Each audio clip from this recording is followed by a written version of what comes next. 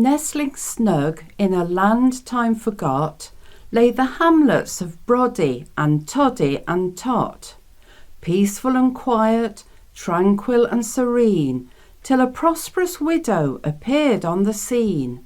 At Knotty Holt an old cottage she'd bought, ideal for the train and the bus, she had thought, but didn't suspect that a bus and a train would lead to her thinking of marriage again. For soon not just one, but two suitors were saw, making a beeline for Maggie's front door. These suitors were Eric and Derek Earnshaw, twins keen to win the lady they adore. Derek we've met as the proud station master, whose slow trains ran slower and fast trains ran faster. Eric last year drove the old Earnshaw bus, so both of the twins are familiar to us. Maggie Marbles NB, she's the one for me. Everybody would agree that Maggie Marbles is for me. Maggie Marbles NB, she's the one for me. Everybody would agree that Maggie Marbles is for me.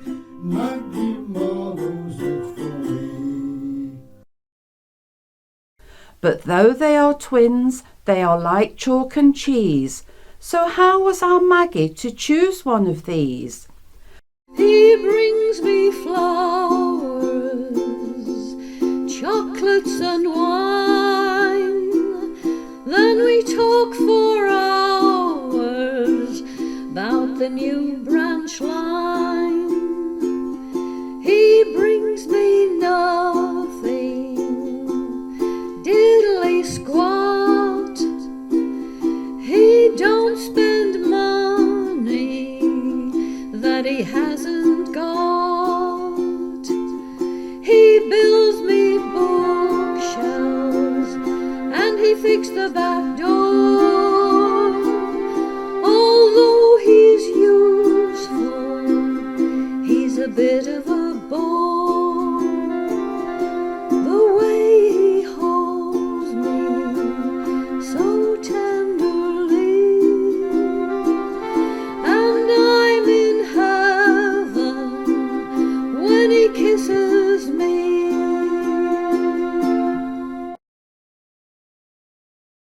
As neighbours and brothers they always got on, but since Maggie came all this friendship had gone, and up to the surface old grievances rose that should have stayed buried, as everyone knows. All of my life I've come second, no matter how hard I try. All of my life I've come second to one other guy. All of my life I've come second, no, second is hardly the worst. But this time I cannot come second, 'cause this time I have to come first. This time I cannot come second, because this time I have to come first. For Eric this time he just couldn't come second. He'd win at all costs, so a plot he now reckoned. He'd suggest a race between his bus and Derek's train. The winner would take Maggie's hand, the loser would abstain. And so a race was organised twixt Tot and Broddy Bay.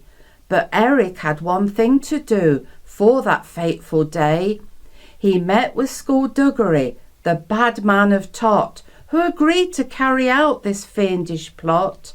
He is bad, he is mad, he is full of thuggery. He is mean, his nails unclean, and they call him Skullduggery. Skull would switch the points and make Derek's train derail, ensuring his twins' chance of victory would fail. So unbeknowing to Maggie, the race then began. The winner, the bridegroom, the loser, best man. But Eric lost time when a tyre found a nail, and knotty Holt gates he found barring his trail. But worse was what he saw while sat at the gate. Maggie boarded Derrick's train and faced a nasty fate. Eric abandoned the race in a flash, and off to the scene of the crime he did dash. He switched back the points just 'fore the train arrived. He'd lost the race, but Maggie had survived.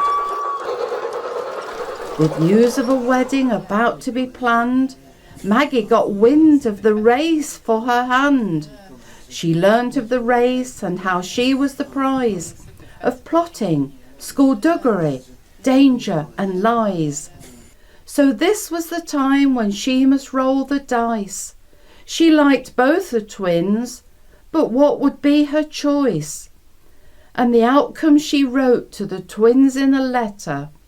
But what is your thoughts? Could you do any better? I must make up my mind. Must be cruel to be kind.